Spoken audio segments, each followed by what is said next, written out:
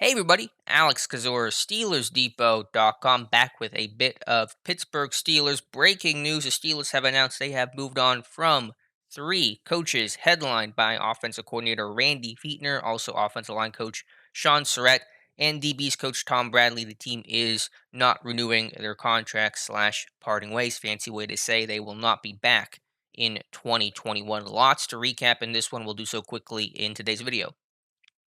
Starting with Randy Fichtner, and I think it was the right decision. And I think it's an obvious thing to say at this point. Not to underscore probably how difficult of a decision that was for Mike Tomlin. Him and Randy Fichtner have a really good friendship. It goes back to the '90s when they coached together at Memphis. When Tomlin got hired in '07, Fichtner was one of the first guys he called, and at one point said, I got the job, and so you do as well." Talking to Fichtner as the receivers coach, who then became the quarterbacks coach, and then the OC to replace Todd Haley. And Fichtner really seems to be a genuine good dude that doesn't have an ego, doesn't care about where ideas come from, who gets credit, stuff like that. Just wants to win, just wants to succeed. But it's football, it's a business, and so you have to make a difficult decision for Tomlin to move on and basically fire your friend, which is just kind of the harsh reality of sports sometimes. But to the football side of things, I think it was the right decision. I think that it should be pointed out that firing and moving on from Fichtner doesn't solve all of the Steelers' problems, just in the way that moving on from Todd Haley didn't obviously solve all the Steelers' problems. You got to get the next hire right. But we're seeing an offense that is underwhelmed, underachieved, been static, a run game that has not been good enough, and I just didn't see, with Randy Fichtner, whose play did he elevate? Who did he make better? What schemes did he bring to the table that elevated, maximized someone's skill set or minimized someone's weakness?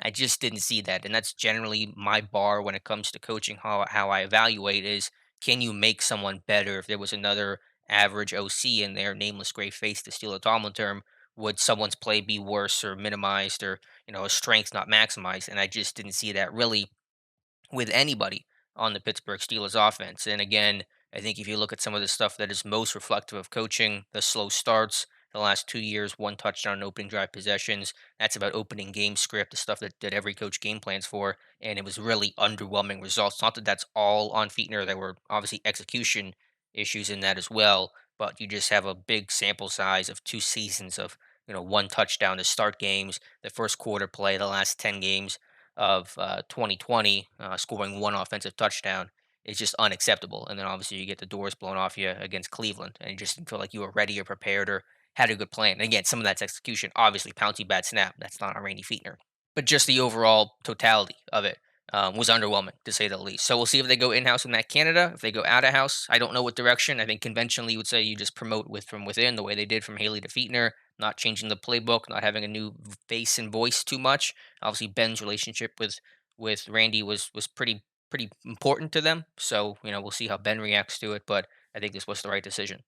With Sean Surratt, those are big shoes to fill. Replacing Mike Munchak, he served as Munchak's assistant for several years, and I was excited about the hire when it happened. And obviously, I think I was to a pretty significant degree wrong about that, where he didn't get the results. I think in Passboro, this team did a really good job. Stunt pickup, I think overall was impressive, and some young offensive linemen that came ready to play. A core four wasn't great this year, but better than I expected, and Kevin Dotson was excellent as a rookie. So I think Surratt, gets credit for preparing those guys, but Munchak was assumed to be the run game coordinator, and Surratt, I believe, took over those duties. And the run game obviously was a complete disaster, historical rushing lows, fewest rushing yards in the season since 1966. The yards per carry was terrible. The short yardage situations were abysmal. All that stuff. So I think that was a pretty logical move there to move on. Probably go out of house for that one. They do have an in-house candidate, Adrian Clem, who was hired to be Surratt's assistant whenever Surratt was promoted to offensive line coach, is still here as far as I'm aware, but probably not going to go with him. Probably going to go with an outside type hire. Hopefully, some sort of bigger name, someone with a big resume would be, I think, preferred in that case.